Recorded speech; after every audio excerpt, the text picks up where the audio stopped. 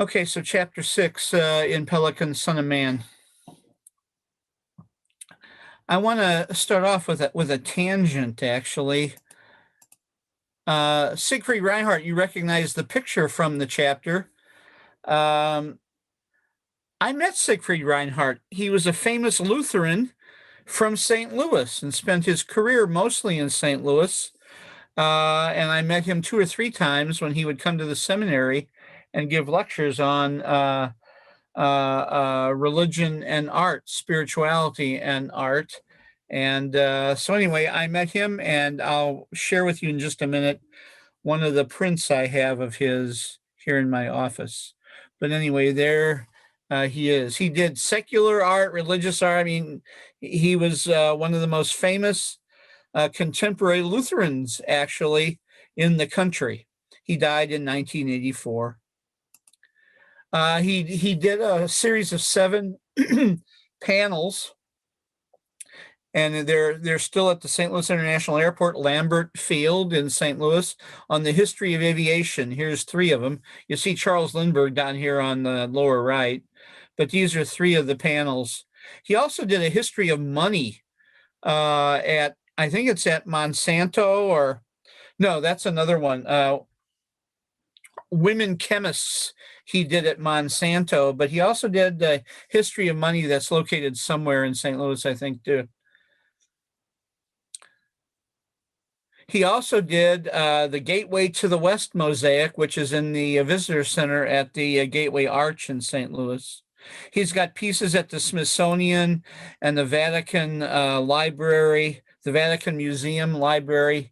Here you see 3 of his religious works of art, St. Joseph and the Crucifixion and the Trinity.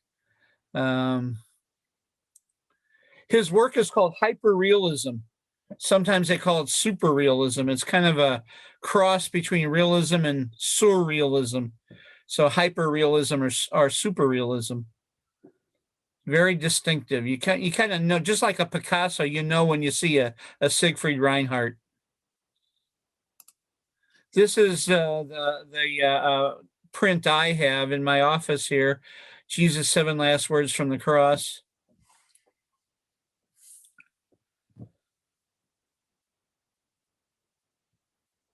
And then the last one I'll show you is one that is here in Fort Wayne at Concordia Seminary. It used to be Concordia Senior College, but it's in the library. It's a mosaic. Te Deum. So anyway, since Siegfried Reinhardt had a print in the book that Pelican used, Pelican, of course, a Lutheran who was teaching in St. Louis for a while and went to school there, he knew Siegfried Reinhardt, and so this is sort of his homage to Siegfried Reinhardt in his book. So with that, we'll get started. A really kind of quirky, iconoclastic. I mean, for an artist, he was an iconoclast in a way. He stayed to himself, didn't come out in public a lot. But like I said, one of the most famous contemporary Lutherans. Well, not contemporary anymore, but back in the day. All righty. More than anyone else, the North African bishop, Augustine of Hippo, represents the West. At the heart of Western philosophy, psychology, culture, religion, and more, even though he lived 1,600 years ago. We still have over 800 of his sermons, about 1/10 of the sermons he actually preached. And his extant works comprise over 5 million words. Luther was an Augustinian monk, one of the primary church fathers to whom the reformers pointed to in their fight with Roman Catholics. Frankly, I wish we could spend hours on him. Such is his overt and subtle influence on our lives still today. And I just want to share a few salient things about him. In his early years, Augustine was influenced by Manichaeanism, a popular Persian philosophical movement that believed in a radical dualism. There was a good God and an evil God, and they were eternally at war with each other. The entire cosmos locked in an eternal battle between the godly spiritual world of the soul and the evil material world of desire and the flesh. You can understand his attraction to Manichaeanism, and you can understand like these left behind folks, right? I mean, and the people in the religious right, you get it, right? Psychologically, it not only provides them a way to understand history, it's a battle between the forces of light and the forces of darkness, but also a way of understanding powerful forces in your own heart. Interestingly, what led Augustine to leave Manichaeism was not theology, but it was his attraction to and acceptance of the truths of astronomy, the perfect motion of the stars, and the Pythagorean understanding of the harmony of the spheres. They made any dualism impossible. Form versus chaos, no. Pythagoras, right? Order, harmony, perfection is always ultimate. Chaos does not have the last word. So Augustine gets converted out of Manichaeanism because of his love of science, particularly of Pythagoras. If you want to know about Neoplatonism, here's just one of the most wonderful charts that I found that I've used. When he left Manichaeism, Augustine extrapolates cosmic truth, so the truth of the cosmos that he learns in Pythagoras, and he applies it to the inner person. Of course, he's a man of his own time, so he leaves Manichaeism for Neoplatonism, specifically Neoplatonic Christianity, which we've talked about in the last couple of weeks, right? Logos Christology, implying that both the order of the universe, logos, is exactly the same structure as the human person, the inner person. So logos as cosmos, but logos as the human interior, revealed in the divine logos, Christ. How can the human being know the logos of the universe, the mind of God? Well, through their own nous. You see it there, right? Their mind. God is the creative ground and energy of the world by way of what he says is amor, love. God is the creative ground and energy of the world by way of love. But his Neoplatonism sometimes betrays his Manichaean background. He says that it's only by separating completely the good spiritual soul from the evil desires of the body that human beings can experience the divine. So God is known as and in the soul. The nature of God is Trinitarian for Augustine. You read about this in Pelican, right? His most famous analogies: a single indivisible mind, but three capacities. A single love, a single heart, but three different loves. Amans, the one who loves. The Son as the beloved, quod amator, and the love itself, the power of love, amor. So the one who loves the beloved, the one who loves the Father, the beloved, the Son, the power of love, the Spirit, amor. That's how, and he says, of course, this doesn't prove the Trinity, but it can help explain what Christians mean when they talk about the Trinity. He says reality is Trinitarian.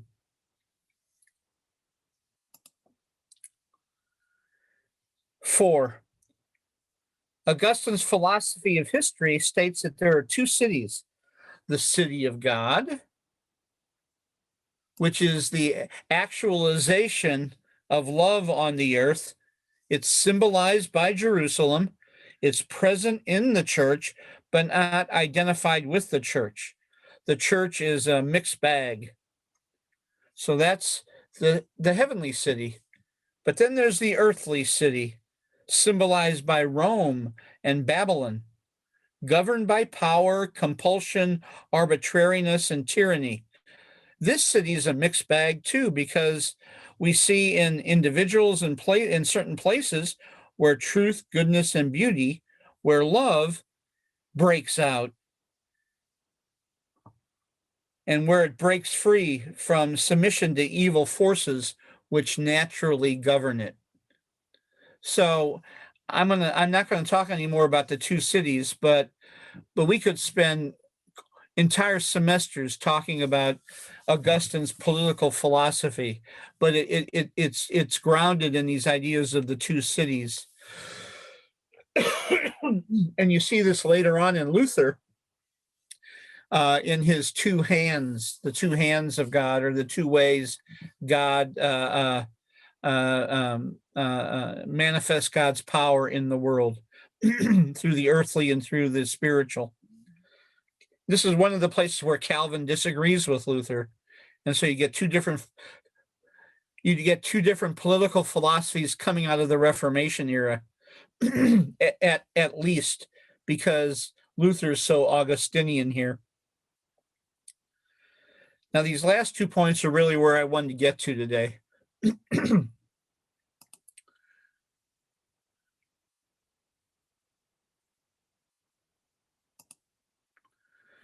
Augustine is often called the first Western psychologist. As a young man, he had immersed himself in Greek philosophy.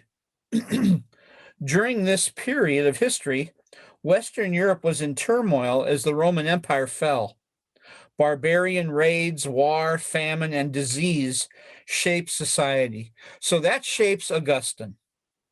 It's against this backdrop where he turns from this world and tries to visualize a perfect, peaceful society in a reflection of Plato's Republic. Yet he had difficulty reconciling the paradise and joy promised by Christian doctrine with the intense suffering he saw around him. This conflict led him to the study of the mind. You remember, in Neoplatonism, Neoplatonic Christianity, it's the mind. The mind was the place within the individual where they could understand the mind of God. That was the one place, not the flesh. The mind, through reason, was the logos connected to the logos of the universe. He was the first philosopher to propose a human being's inner self. You find that all over the writings of Augustine, the inner self. Believing that inner disunity led to inner turmoil, whereas a healthy person has inner unity, recognizing that the restless heart seeks its rest in God, in his most famous saying. And Augustine believed that memory was the single most important aspect of the mind. The processes of memory are complex and varied. Some are orderly, some overwhelming, some emotional, some matter of fact, and most of them imperfect. And Patty, I'm so glad you're on this morning because he really studied the nature of dreams, one of the first Westerners to do so, believing them to be helpful, that thoughts, feelings suppressed when awake can be very strong in dreams. Long forgotten past experiences arise in dreams, memories that were buried in the unconscious mind, unmediated by reason or logic. By the way, this is why Jung liked Augustine, because Augustine said there is no sin in dreams. They were unmediated, bodily. They were pure thought. It's one of the places within human experience that touches the divine nous, the divine mind, that touches the logos of the universe. I could say a whole lot about dreams here in Augustine, but suffice it to say that this was a very important part of his anthropology. And so now let's tackle the elephant in the room, and where Pelican really takes us, and that is the Son of Man. Augustine's view of original sin. Augustine's, and by the way, I'm going to say that, we'll get to that. Augustine's greatest battle is with the Pelagians. It's here where he develops most fully his view of human nature. His distinctive contribution shifts the center of the individual that runs through Western philosophy and psychology to the present day.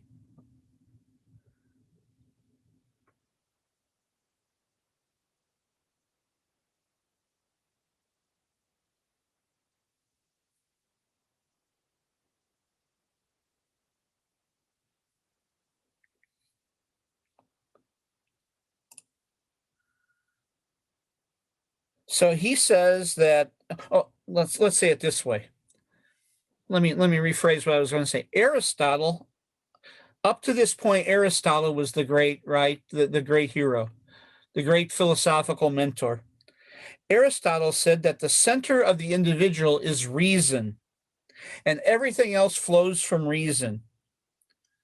That human beings at their utmost are rational beings. What Augustine does, he turns that on its head and says the center of the individual is the will, from which flows reason and everything else. It's not an exaggeration to say that Western philosophy and psychology is a tension between Aristotle, Pelagius in Augustine's time, and Augustine.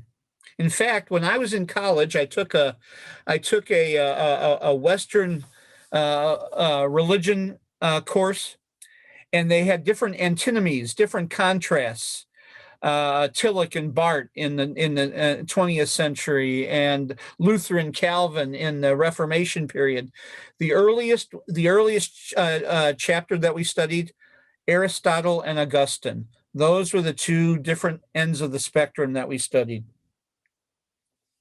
For Augustine, the essence of human beings is a will whose substance is love, but that essence is distorted by sin, what he calls original sin. Now, I know that we have a visceral reaction. We have a visceral reaction to original sin because of the way it's been misunderstood in churches and the way it's been mistaught and been such a cause for religious abuse. I get that. I mean, I can just see when I said earlier that I was going to try to say a positive word about original sin, I could see people just their eyes rolling like, have I lost my mind? But if we can suspend our prejudice for just a few minutes against what the church has taught about original sin, I want us to give Augustine a hearing because it's so important to Western psychology. And I'll tip my hand already now that I choose Augustine over Aristotle every time with regard to their anthropologies. Most Americans side with Pelagius, an optimistic view of humanity under the sway of the human potential movement that emphasizes personal freedom. So I know I'm swimming upstream here. But I'm more inclined intellectually as well as temperament to side with the European under anthropology, which is different than American anthropology. It's a more pessimistic, or what I would say, a more realistic view of the human condition. I side more with Hannah Arendt, by the way, who, notice, wrote her doctoral dissertation on St. Augustine. In 1929, Love and St. Augustine, which she turned into a book, and which she then later develops in her book, The Human Condition. She talks there about love as the amor mundi, the love of the world, as the greatest expression of the will. And she talks about in her book, Love and St. Augustine and the Human Condition, a word she uses, natality. natality. When the I embraces, when the I becomes a we, the birth of the amor mundi. I mean, we could say a whole lot about St. Augustine and Hannah Arendt here, but her political theories are indebted to the anthropology she learned from St. Augustine and his view of original sin. So before, again, we've been so colored by the church's bastardization and how they've taught about original sin that we haven't really given Augustine a fair shake. It's like what we believe about Paul. We don't give Paul a fair shake. So let's see what he really says about this strange word. By the way, it's not just Hannah Arendt, but this more realistic view of the human condition. Here's the more American view that we've been kind of even unconsciously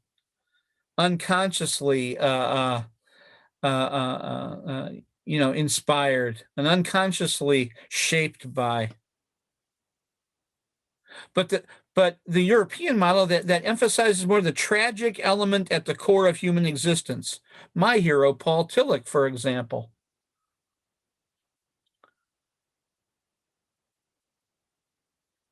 That there's not that there's something, a powerful self-negating force that's part of existence itself. What Tillich calls non-being. Or more recent in our day, Stanley Hauerwas.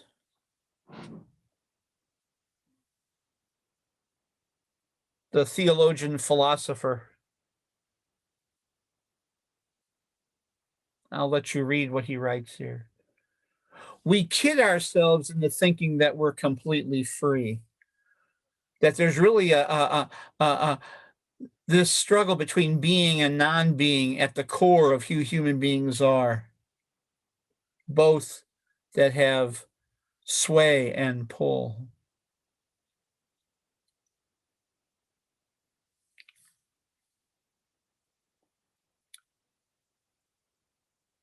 And more famously, really,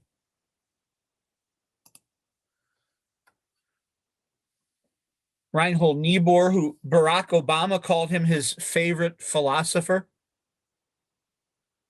and others, that personal and political decisions are made within an existentialist tragedy and irony. So Niebuhr famously writes about Christian realism during World War II.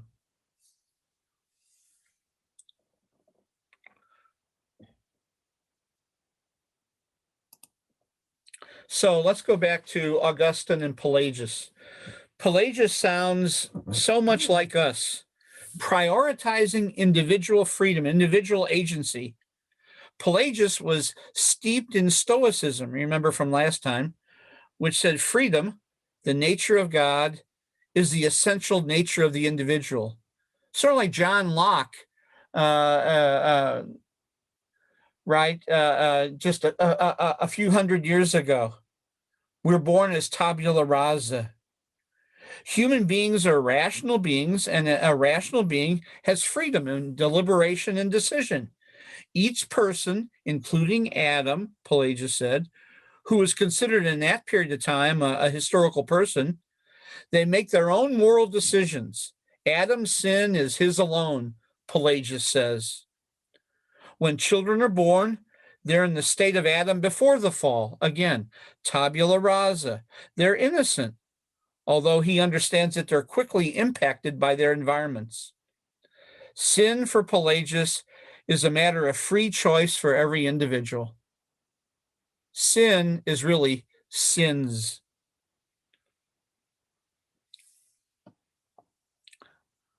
Well, for Augustine, it's a different story. While Adam was a historical figure for Augustine, he also served as a metaphor for each individual, for human beings in general. a metaphor for all human beings. So when he talks about Adam, he's talking about every human being.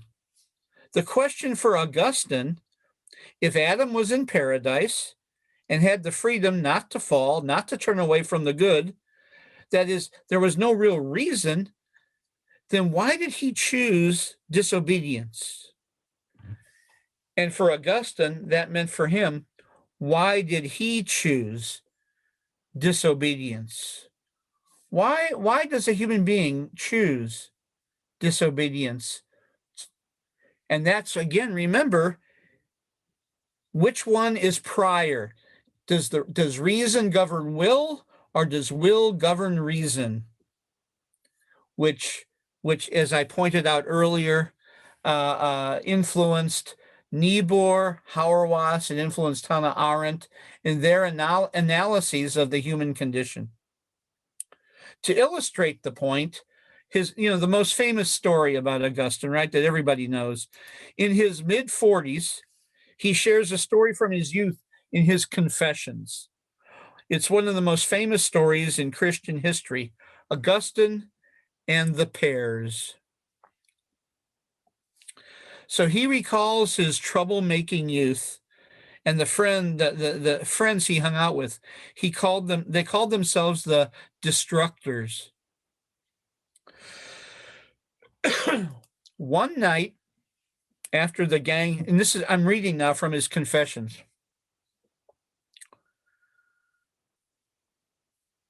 One night after we had finished playing sports in the streets and seeing a pear tree in one of our neighbor's orchards heavy with fruit, we snuck into the yard, and even though the pears were not tempting in their color or flavor, we wanted to steal them.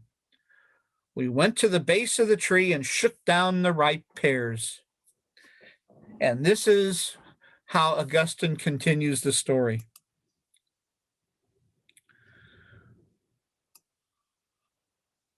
We carried off a huge load of pears, not to eat ourselves, but merely to dump them out to the pigs after barely tasting some of them. Doing this pleased us all the more because it was forbidden. I enjoyed not what I was stealing, but the excitement of doing what was wrong. It was foul, and I loved it. I loved my own undoing. Such was my heart, O God. Such was my heart. Now we can say, well, this is just an overly sensitive, Augustine, but there's something true here for him that he then extrapolates to all human beings. The stolen pears, Augustine realizes, again, later on in his life, couldn't have been more trivial. I mean, he realizes this was just a trivial event. But he says it was his concupiscentia, right? His desire that colored, that shaped his will, his voluntas. Later in his life, this incident becomes symbolic for him of his original, his natural state. Not his essential state, that was different for him. But again, his original natural state, which in turn then was in need of grace. For him, this was emblematic of what Paul said in Romans 7. For I do not do the good I want, but the evil I do not want is what I do. Augustine called it pride, hubris. Hubris. It's placing the self, the ego, at the center of existence. The beginning of all sin is pride. The beginning of pride is turning away from God. Sin for Augustine is not simply moral failure. That is, people's sins, acts of disobedience. Those are signs. The sins are signs, but they don't still get at the heart of the matter. Disobedience is a consequence, not the cause. The cause of sin is turning away from the highest good, turning away from the love of God. This implies then that no moral determination, I'm going to try harder, I should, I could, I would if I could. No accumulation of moral acts gets at the root of the human problem. I'll say it again. For Augustine, human will is prior to reason. Reason is essential and important, but the will colors it. And we know this, right? Because it's true across the world's wisdom traditions. If the heart of human beings is hubris, then the result of hubris is concupiscentia, endless desire, or what we would call in our day, not enoughness. And isn't that the message of the Bhagavad Gita and the second noble truth of Buddhism, by the way? And in the West, it's a marriage in our day of Freud's understanding of the libido, which, as an aside, Augustine translates politically into the city of God as libido dominandi, libido domination, the absolute will to power, which is Adlerian, the need for control, to define what is good and evil, true, false, how others behave, to control it. It's a lust for domination. What Augustine calls incurvato se, a will curved in on itself. Here's Carl Jung, quoting from The City of God, right? Depth psychology understands this truth, the truth of Augustine, although shorn of its theological language. That is, the will is not as free as we think it is. And part of the unfreedom of the will is not being blind to its own unfreedom. I'm sorry, of being blind to its own unfreedom. This unfreedom is natural. It's original. It's the tragic existentialist reality that casts a shadow over the human condition. It's not essential, it's original. And to move from the original self to the essential self, Augustine and Christians say one needs grace. He does not say, Augustine does not say, as those in ensuing generations, that human beings can do no good of themselves, or that babies are born evil, that they need to be baptized or else they're going to hell. These are bastardized interpretations of Augustine that later church folks gave. And also it becomes biologized in following years too. Like somehow you're born, it's a biological necessity. No, for Augustine, the answer is that precisely in this unfreedom, the realization that as much as we try, we cannot free ourselves.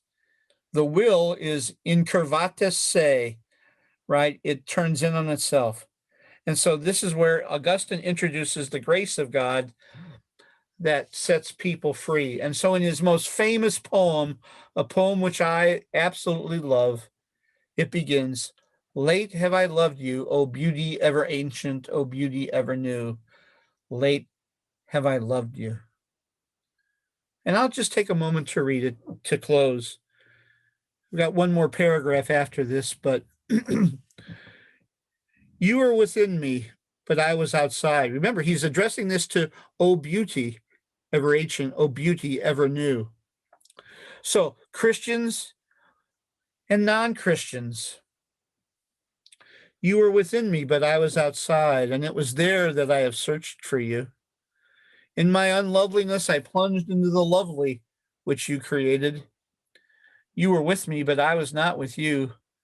Created things kept me from you. Yet if they'd not been in you, they would not have been at all. You called, you shouted, and you broke through my deafness. You flashed, you shone, and you dispelled my blindness. You breathed your fragrance on me. I drew in breath, and now I pant for you. I have tasted you, and now I hunger and thirst for more. You touched me, and I burned for your peace. Late have I loved you, O beauty ever ancient, O beauty ever new. It's one of the most beautiful poems in all of Christian history.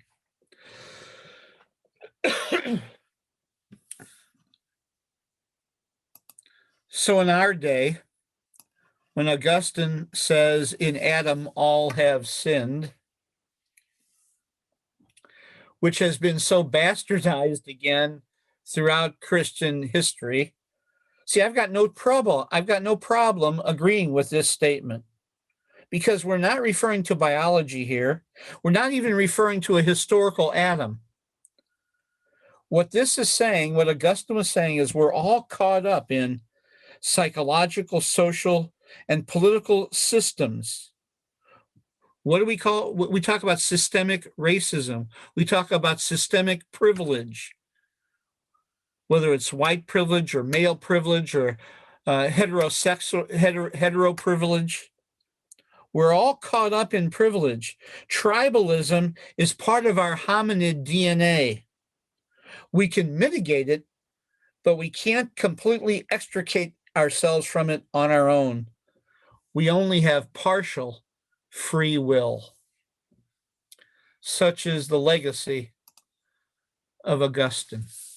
And I think I tried to provoke conversation with what I had to say today, and so I'll leave it at that. And we have a half an hour or so to talk. Who wants to jump in?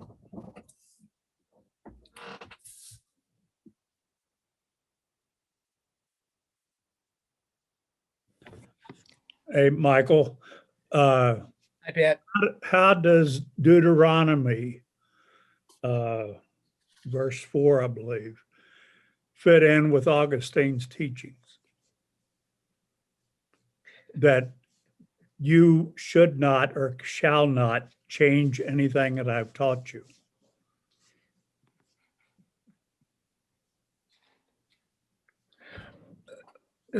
I don't know Deuteronomy 4, Pat. Who's speaking, and what is the Supposedly, it's God talking and telling mankind not to change any words that I have taught you. And I guess I don't know how to answer this. How is Augustine? Augustine sees himself as thoroughly biblical. That he's translating the scriptures, just like every age, right? Translating the scriptures into the language of his day. I don't mean literally, but talking about the truths of the Bible in the language of his day. How do you see him doing that, Pat? How do you see him changing what's been said? Well, I don't see where in the Bible up until his time, I don't believe humankind was condemned as a sinner or had original sin. He was created by God and he is part of God. I'm trying to look it up. No, I think I'm getting what you're saying, Pat. Well, this Genesis story talks about both the essential self, right? So human beings created in the image of God, they're essential selves, but ever since Adam, right? What Augustine says is that Adam becomes he's a historical figure for people in the 4th century, but again, he's a symbol, a metaphor for what happens in each human life. So Augustine sees in his own life that he has reenacted the sin of Adam. That is, through his own will, he's chosen to place himself in the center of the universe. So he sees himself as actually reenacting the truth of the Bible. Reenacting what happened in Genesis 3, right? He doesn't see himself as veering from it or changing it. He sees himself as reenacting the sin of Adam. That's why this in Adam all have sinned, it's easy to oversimplify. I'm not talking about you, Pat, but the church oversimplified this and said, well, because Adam sinned, every human being now, Adam has this curse now that's laid on every human being afterwards through biology, right? And through sexual intercourse. And I mean, it really just gets all kinds of strangely biologized. But this statement of Augustine, in Adam all have sinned, is really is a shorthand of saying, in each one of our lives, we reenact what Adam and Eve did in the garden. That is, the Adam and Eve story is really a myth that's true about each one of us. Each one of us, our will, as Augustine says, and I repeated, is incurvatus se. It's curved in on ourselves. We continue to place ourselves at the center of our existence as opposed to the good of others. At least that's the inner drive. Jung calls it the shadow, our shadow selves. Hannah Arendt and others talk about it in other ways. Hauerwas talks about our unfreedom. Niebuhr talks about it as the tragedy and irony that's built into history. Tillich calls it non-being. So it really is a different kind of view. There is this God within, but our understanding of the God within, or our experience of the God within, is tainted. And so in order for us to truly experience the God within, we need an outside force. And for Augustine, he calls that grace.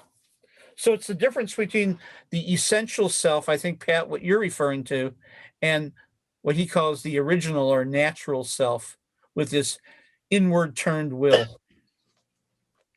Let me, excuse me, Deuteronomy 4, verse 2. You shall not add unto the word which I have commanded you, neither shall you diminish aught from it, that ye may keep the commandments of your Lord your God, which I command you. But the way I interpret that is, and I'm going back to the creation story, God did not introduce sin. Adam did. And then jump forward to myself, and this is another question for you. When a person sins, is the sin when they decide to do it, or is the sin in the act of doing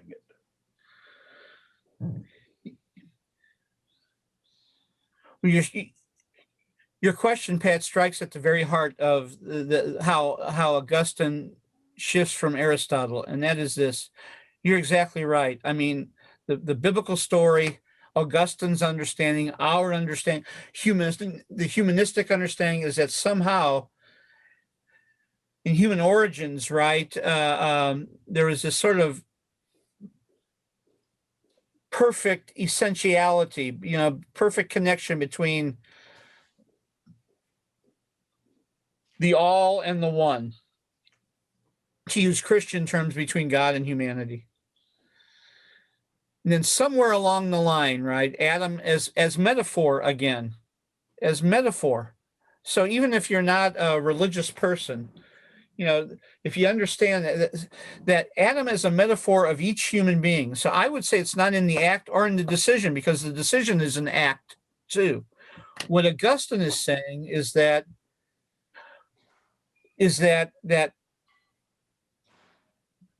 the will, and by the way, maybe your experience is different than mine. I'm not talking about you, Pat, but you all on the screen.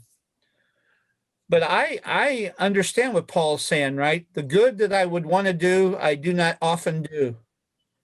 But the very thing I know I shouldn't do, often I end up doing. I mean, and it's not because somehow I decide to do it. It's a conscious choice. But there's something about me that derives pleasure, right? That's what Augustine and the pairs was saying. Somehow you derive pleasure. His will somehow was turned inward. And so I guess, Pat, all I would say is he sees himself as reenacting exactly what you're reading about in Deuteronomy, reenacting in the old days what we would have called the sin of Adam. But he sees this myth of Adam, the disobedience of Adam, being reenacted in his own life. And so again, I'm trying to say this both in Christian terms so that those of you who are Christians on the screen can get it, but I'm also trying to say it, interpret it in such a way that, and by the way, we can end up disagreeing or agreeing with Augustine. That's up to each one of you. But what Hannah Arendt and others are trying to say is that this is a human predilection, that non-being is a strong force within human beings, that depth psychology gives credence to this as well. So it's not only true in Christian terms, we reenact the sin of Adam, but it's also true that psychologists are telling us about this now, that it's true. So I don't know how else to say it to you, Pat, but he sees he sees himself as a fulfillment of what you're reading about in Deuteronomy. That, yes, that is true, and he reenacts it every day, sadly. Who else wants to jump in? Yeah, Tony and then Ron. My thing, I mean, in reading this is the first thing that really kind of rung a bell with me a little bit, in that I love that know yourself, because from my perspective, could the original sin be the fact that you have no introspection, that you don't acknowledge the transgression or the will to do, as he says, evil, and to not ask for forgiveness? I just brain farted. I don't know where I was going with that. That, because to me, part of it is the definition of original sin, I guess. And because I there's so many people who think that original sin means that we're just born sinful, and I've never bought into that, because there is such an innocence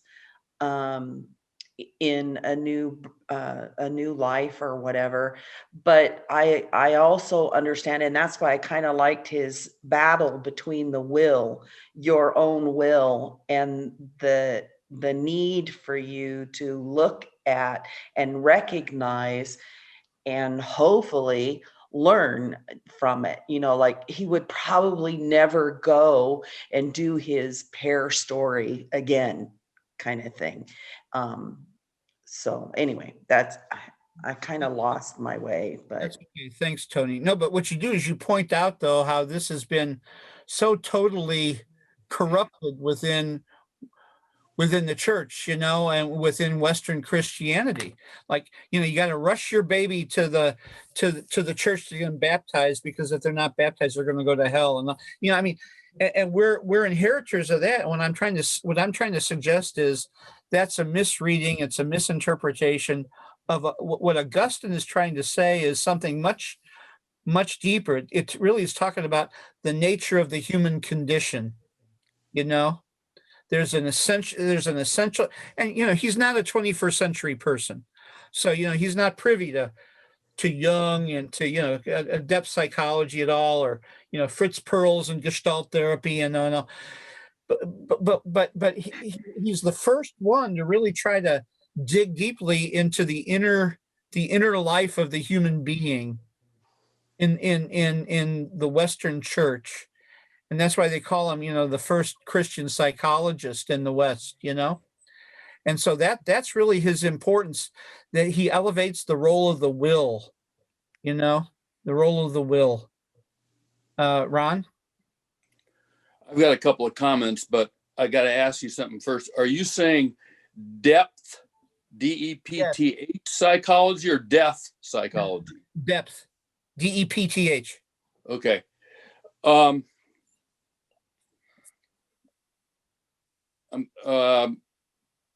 I'm thinking a lot.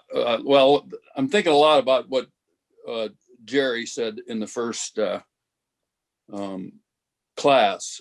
I'll come back to that. I'm surprised you didn't mention Ernst Becker and death anxiety and all that kind of stuff, because this will be backwards, doesn't matter. This little book, The Slavery of Death by Richard Beck. Richard Beck's a Christian psychologist at Abilene, who, by the way, was frozen out of his house for 4 days last week. But he writes this book, The Slavery of Death, and a little book that I've read a couple times. I need to read it again. And he was profoundly affected by discovering Ernst Becker's The Denial of Death in a used bookstore. So he says, here's his thesis. He says instantly, so I think this is kind of Augustinian in a sense. He says the Protestant formulation is sin causes death. And he says, he uses the scripture to back that up, what the Protestants do. The wages of sin is death. That's Romans 6:23 says. He says the Eastern Orthodox formulation flips it, and that's what he wants to, and that's what he writes the whole book about, and brings psychology and religion together. He says, no, we're humans east of Eden, and death is our human condition. I mean, death is there. So he says, no, death causes sin. And the biblical thing that he uses is something in 1 Corinthians says the sting of death is sin. So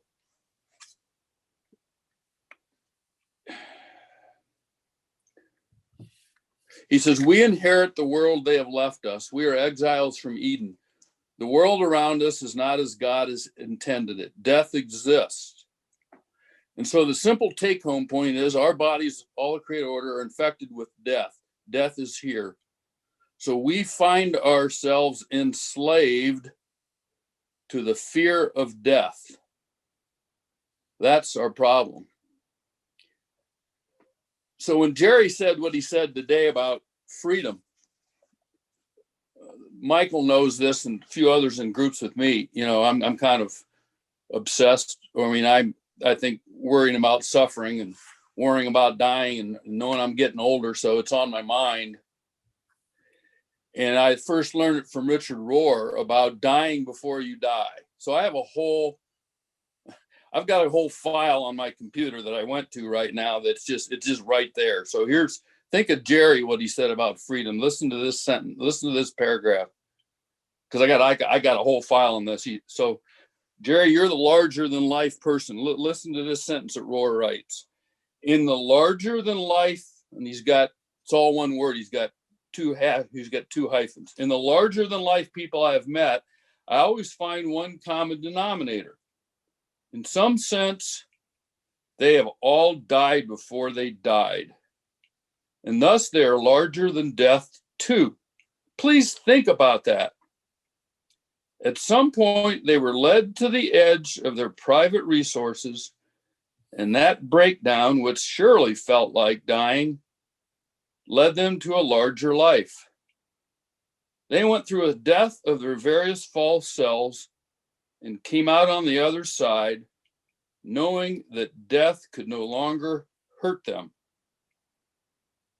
And listen to this last sentence. They fell into the big love and the big freedom, which many call God.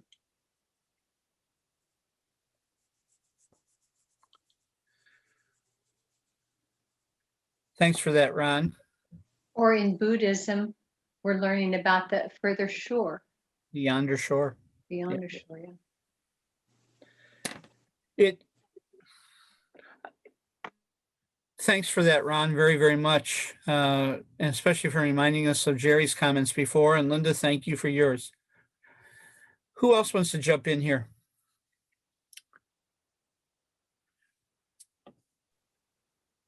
Yeah, Judy, please.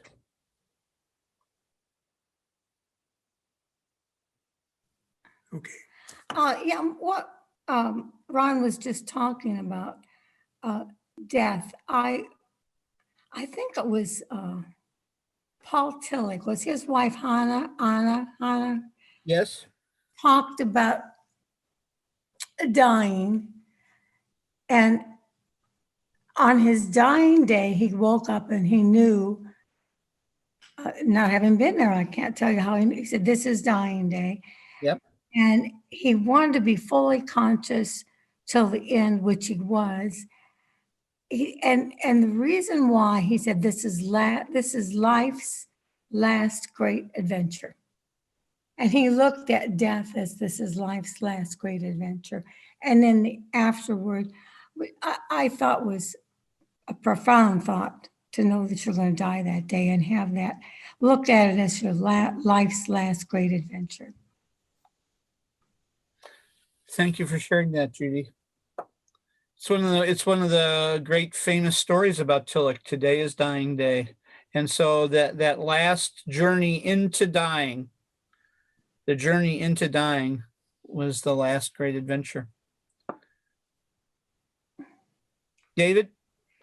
Yeah, I'm interested in your thoughts about how this changed the perception of Jesus, and specifically the title of this chapter, Son of Man, how that all fits together.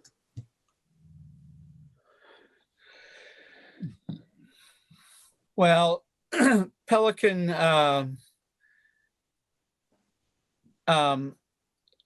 Son of Man, of course, right, comes from Daniel 7, and it's an apocalyptic image, and that's not how Pelican's using it, right?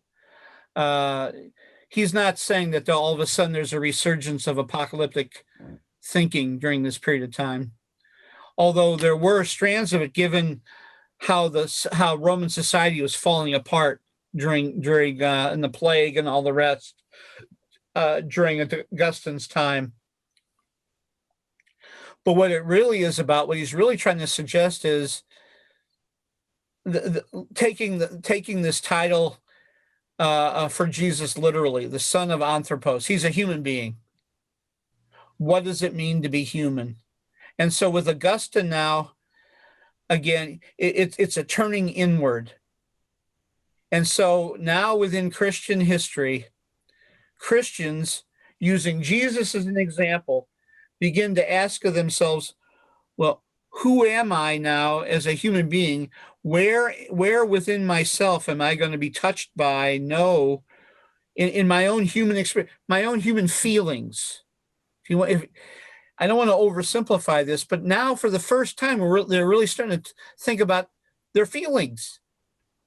So how do my desires, how do my feelings, what governs them? And how do I connect that then with my own Christian faith and with my own faith in Jesus? And so now then there's all kinds of writings that not only talk about the human being's feelings, but also Jesus' own inner life. Some of the Gnostic writings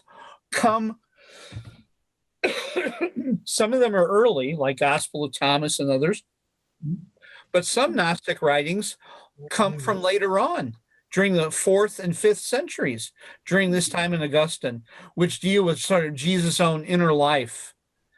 And Jesus kind of traveling to the East and getting, Eastern wisdom come from right before Augustine, during Augustine's time. So there's a real fascination now with what we might call, I didn't use this term, but because of its implications, but Christian anthropology, namely how Christians view the human condition, how Christians view the inner life of human beings, people's feelings. And so, and Augustine not only introduces it within Christianity, but introduces it really to the West. He becomes kind of a rock star, although he has all kinds of problems on and off, but after he's dead, he becomes kind of a rock star in Hellenistic philosophy for a while, not just Christian, not just within Christian thought.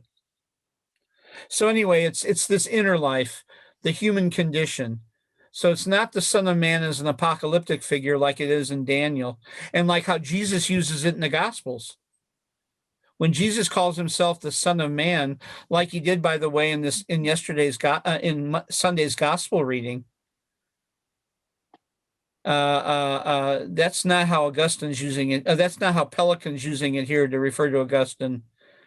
He's talking about Jesus as a human being who fully feels the way human beings do.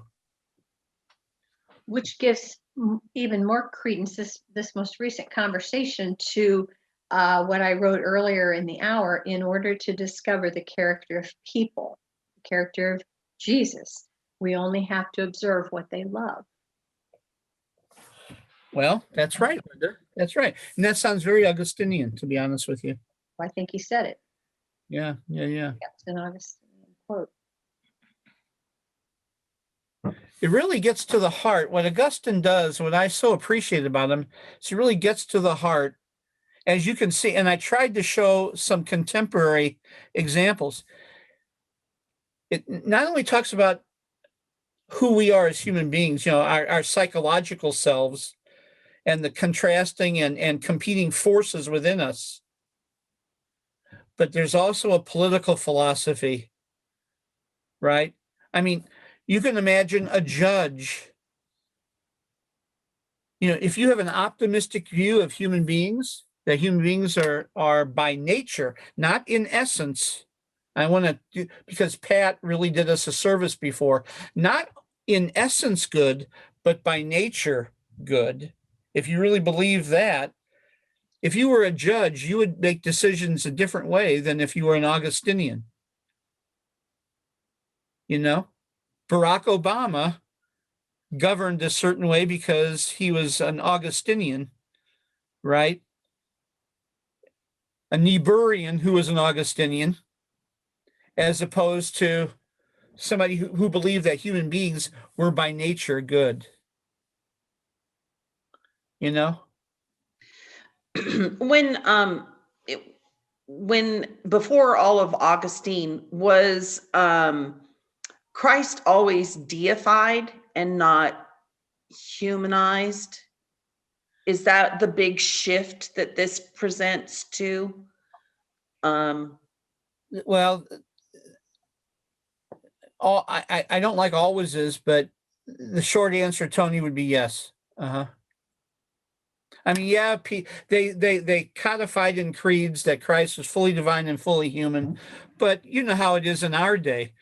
The human was so overshadowed by the divine, that this really injects a new way of looking at Jesus.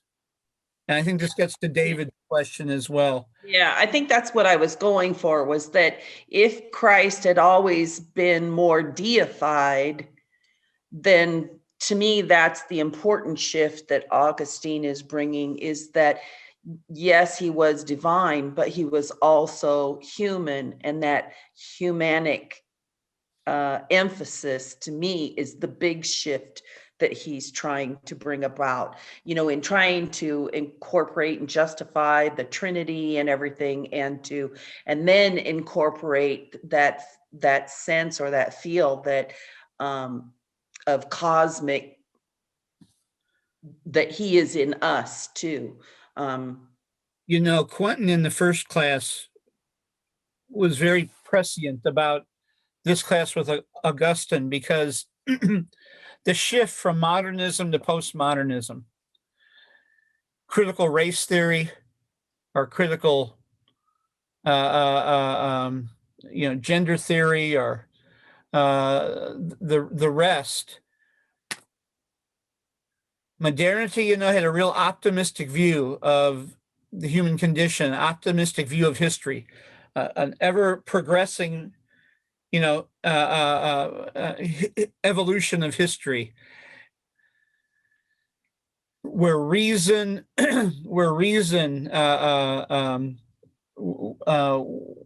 wins the day.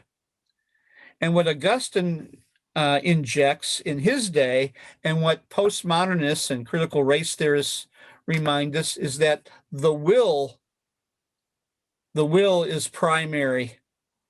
And so we end up with blind spots because of hubris, or instead, call it self-interest, right? And so there's competition over our interests. We've often said, right, King might have been wrong when he said the moral arc of the universe bends toward justice. No, we have to bend. There's nothing natural, right, about history where the moral arc just sort of naturally bends toward justice. No, if it's going to bend toward justice, we have to bend it. We have to be the benders of the moral arc of the universe. So that's the Augustinian influence. So again, my point here is not, I'm not going to live and die with Augustine, but my point is that he's a man of his day, so we got to understand all of his limitations.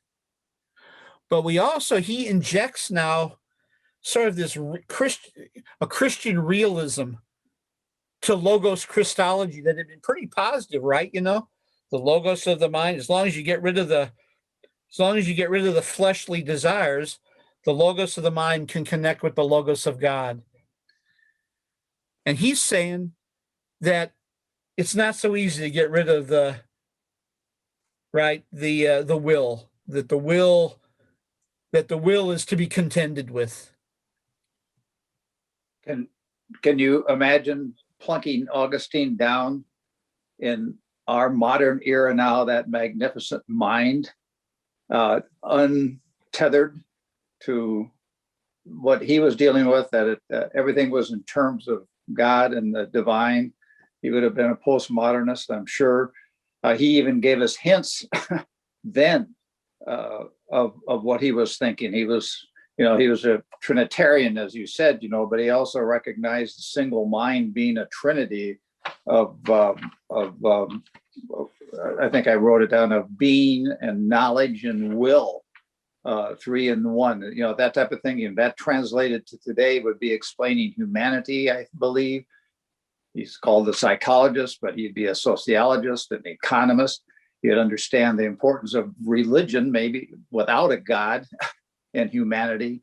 I think that's probably what you're trying to say here also, and those existential needs of humankind, would be explained without putting Jesus. He probably would not have put Jesus in the equation. I'm just putting my own biases in there right now, but that type of mind, and so it's just a perspective, I guess, and maybe underlining what you're saying.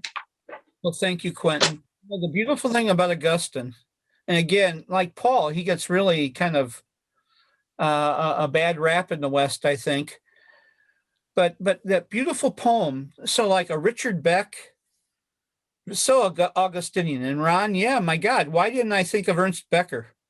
A secular Jew, but who saw this existential anxiety at the heart of humanity, but a Paul Tillich too, who's Augustinian, being and non-being, but who translates Christ into the midst of this. So Christian, non-Christian, I keep coming back to that prayer.